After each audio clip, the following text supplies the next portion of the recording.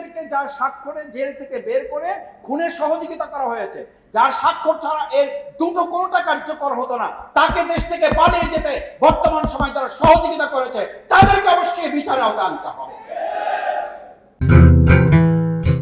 একটা দেশের অস্তিত্বকে বিলীন করে আরেকটা দেশের অস্তিত্বকে এখানে প্রতিষ্ঠা করার জন্যই মূলত এই হত্যাকাণ্ডগুলো তারা বিচারিক হত্যাকাণ্ডের মাধ্যমে তারা শেষ করেছে। কারণ তারা জানতো এই হত্যাকাণ্ডগুলো স্বাভাবিক প্রক্রিয়ায় করলে দেশকে তারা ট্যাকেল করতে পারবে না।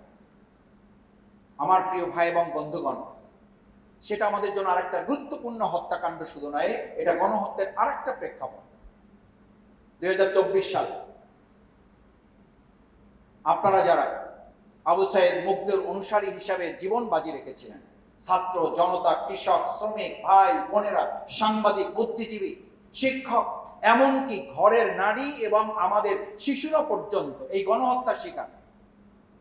এই শিকারের ধারাবাহিকতার অংশ মাঝখানে 2013 সালের 5 এবং 6 মে কি টার্গেট ছিল? টার্গেট যদি শুধু আমাদের কয়েকজন আলেমকে হত্যা করা হবে, তাহলে একটা মাদ্রাসায় গুলি করাই যথেষ্ট ছিল, একটা মসজিদে গুলি করাই যথেষ্ট ছিল। টার্গেট সেটা ছিল না। দেখেন, সেই কাজগুলো করতে গিয়ে তখনকার সময়ে আমাদের কয়েকটা মিডিয়া কাজ করেছে। দিগন্ত টেলিভিশন, সত্যের সঙ্গে প্রতিদিন স্লোগান নিয়ে তারা শুধু কি অপরাধ তাদের, এই লাইভটুকু তারা করতেছিল।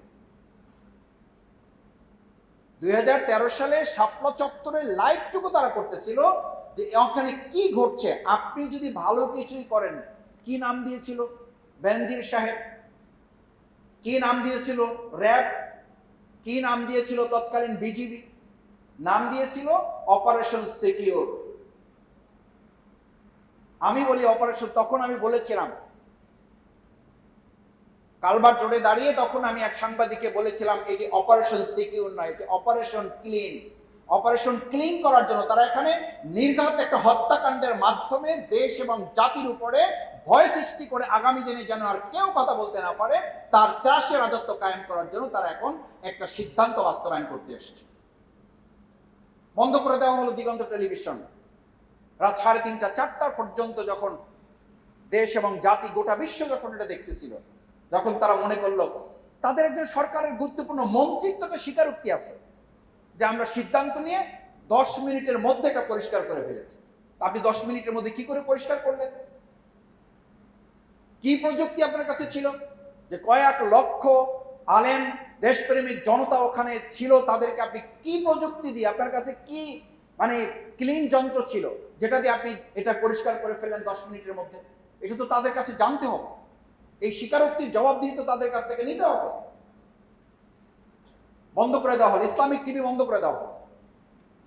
সেই টিভি, আমি তো মনে করি শুধু গণহত্যার বিচার নয়, এই টেলিভিশনগুলো চালু করা শুধু নয়, তাদের ক্ষতিগুলো পূরণ করে দিয়ে তাদের চালু করার সমস্ত উদ্যোগ এই অন্তর্বর্তীকালীন সরকারের এতদিনে তা বাস্তবায়ন কার্যক্রম হয়ে যাওয়া প্রয়োজন ছিল।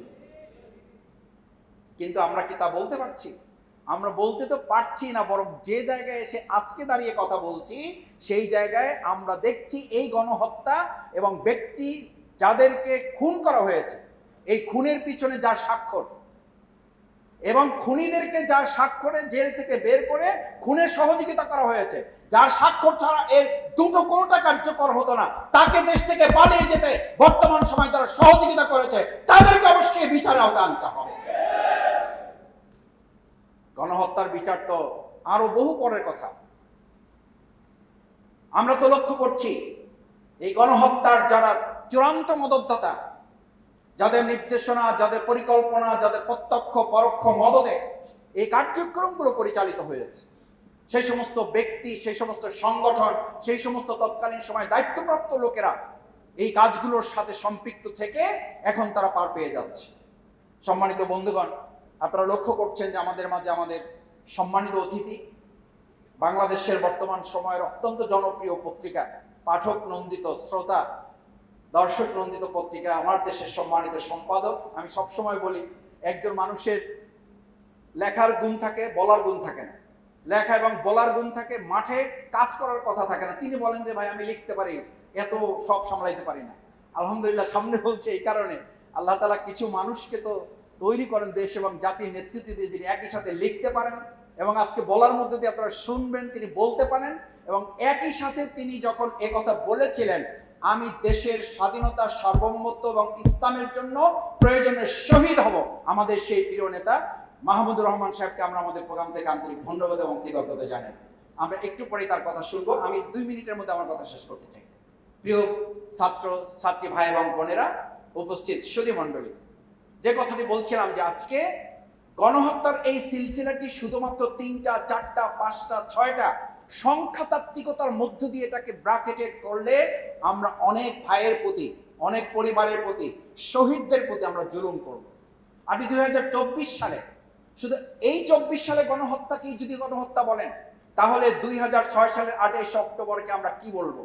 তাহলে 2009 সালের 57 জন সেনা অফিসার সহ 71 জনকে হত্যাকে আমরা কি বলবো? তাহলে ট্রাইব্যুনাল মাধ্যমে যে মানবতা বিরোধী অপরাধের রায় সাজিয়ে যাদেরকে প্রকাশ্যে ফাঁসিতে হত্যা করা হয়েছে, এদের ব্যাপারে আমরা কি বলবো?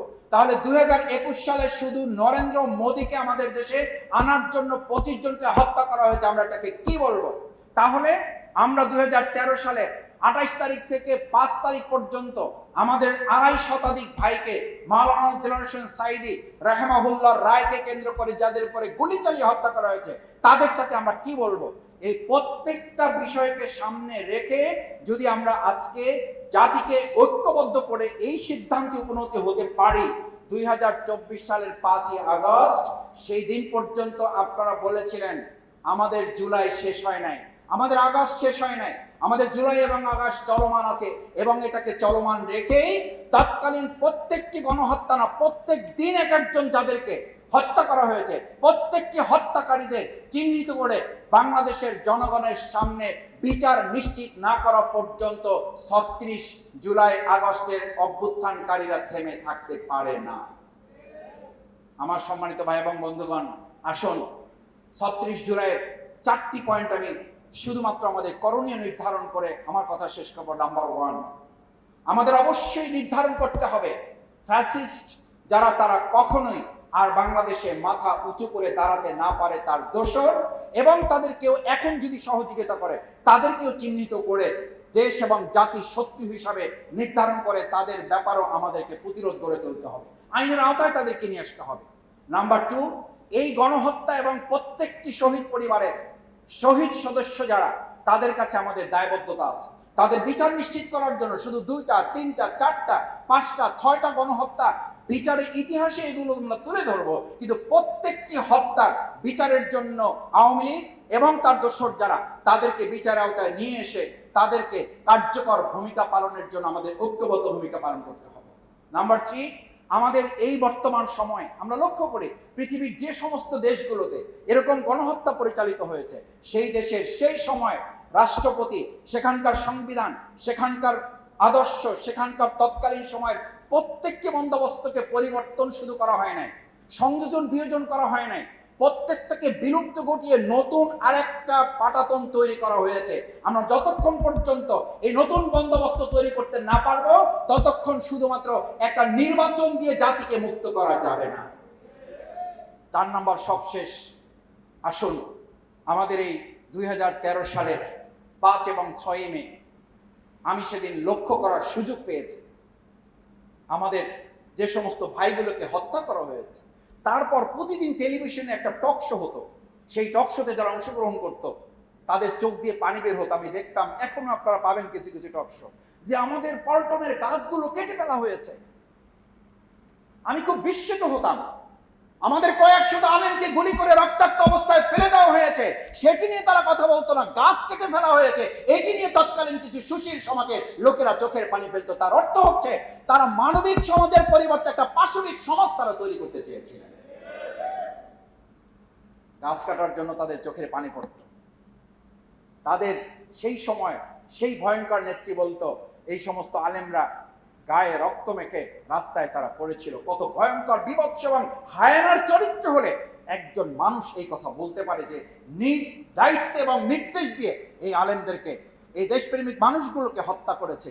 সেই লোকটা যখন বলে এরা রক্তমাখা অবস্থায় রাস্তায় পড়েছিল নিজেরা নিজেদের দায়িত্ব নিয়ে, আসুন সেরকম আরেকটা নতুন ফেসিবাদের সমাজ থেকে আমাদেরকে বাঁচতে হলে ঐক্যবদ্ধভাবে এই প্রত্যেকটি বিচার কার্যকর করার জন্য আমরা যেন ভূমিকা পালন করি, যেমন ভূমিকা পালন করেছেন আপনারা জুলাই, আগস্ট ৭১, ৫২, ২১ এবং ২৪ জুলাই থেকে আগস্ট পর্যন্ত সেই ভূমিকা আগামী দিনও আপনারা পালন করবেন, সেই প্রত্যাশা ব্যক্ত করে আমার কথা শেষ করছি।